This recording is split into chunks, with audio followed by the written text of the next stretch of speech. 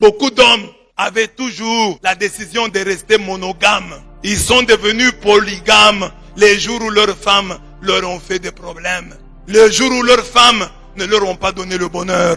Le jour où leurs femmes ne les ont pas respectés. Parce que comme je ne cesse de vous dire, un homme attend d'une femme d'abord le respect. Et là, c'est une leçon que je donne aux mamans. Surtout les mamans qui ont une grande taille. Si tu es une maman, tu as une taille plus grande que ton mari. Fais attention. Ce mari peut se dire, cette femme, comme elle est un peu plus robuste que moi, elle peut chercher à me dominer.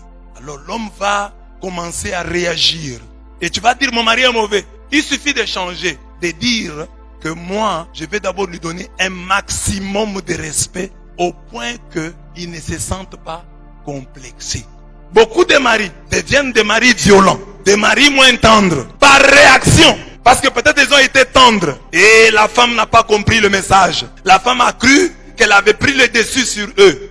Alors les hommes en réaction sont devenus méchants, sont devenus ce qu'ils sont là. Maman, ne sois pas querelleuse, sois une princesse. Ne crée pas de problèmes, apporte plutôt la paix.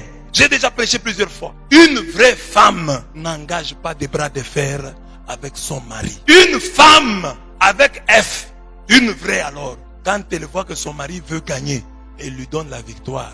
Même sans qu'on ait recours au VAR. Pas besoin qu'on recourt au VAR, non, papa. Il ne faut pas lui dire, elle cédait ou elle dit, oui papa, je reconnais mon erreur. Tu as gagné. La querelle là prend fin. Un autre jour, dans un autre climat, peut revenir sur la question et dire à papa, bon, ce jour-là, non, c'était pas comme ça. Ça peut se terminer bien. Il faut avoir étudié la psychologie de l'homme pour bien le comprendre. Quand un homme se sent respecté, il aime sa femme davantage. Tu veux que ton mari t'aime? Respecte-le. Et montre-lui que tu le respectes. Qu'il sente que ma femme me respecte. Fais sentir à ton mari ton profond respect. Par exemple, les bras de fer. L'homme a fait comme ça, j'ai fait comme ça. Tu as déjà échoué. Tu n'es pas une bonne femme. Une bonne femme n'engage pas des bras de fer. Le mari, c'est ton chef. C'est le chef de la famille. Fais avoir des enseignements, c'est pas du genre ou quoi, c'est votre problème. Moi, je vous prêche la Bible. Et la Bible, c'est la parole de Dieu. Et Dieu connaît, c'est lui le créateur du mariage. Les messieurs là du genre et les femmes du genre là sont venus après. Mais Dieu, au commencement, lui était là. Quand Dieu donnait à Adam et Ève, le ministère du genre là n'était pas là. Et les autres organisations là qui vous entêtent là, ils n'étaient pas là. Alors regardez aujourd'hui, avec vos histoires là, depuis qu'on a mis ça, est-ce que les mariages se portent bien? Ça ne va pas. Ça ne marche pas.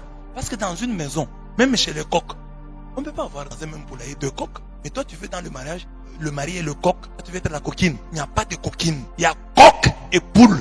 Un seul coq, c'est le mari. Sarah, elle a fait une passe en or à sa servante. Les passes en or, c'est pas seulement dire, va épouser tel. Quand toi, femme, tu ne fais pas bien ton travail, ton mari se retrouve dans un milieu, une autre femme le respecte. Une autre fille le regarde autrement. Il change aussi de regard à ton endroit. Parce qu'il peut trouver, et ça les femmes ne le savent pas, il peut trouver une femme qui a plus de qualités spirituelles que toi, plus de qualités intellectuelles que toi, plus de qualités physiques que toi, mais qui le respecte.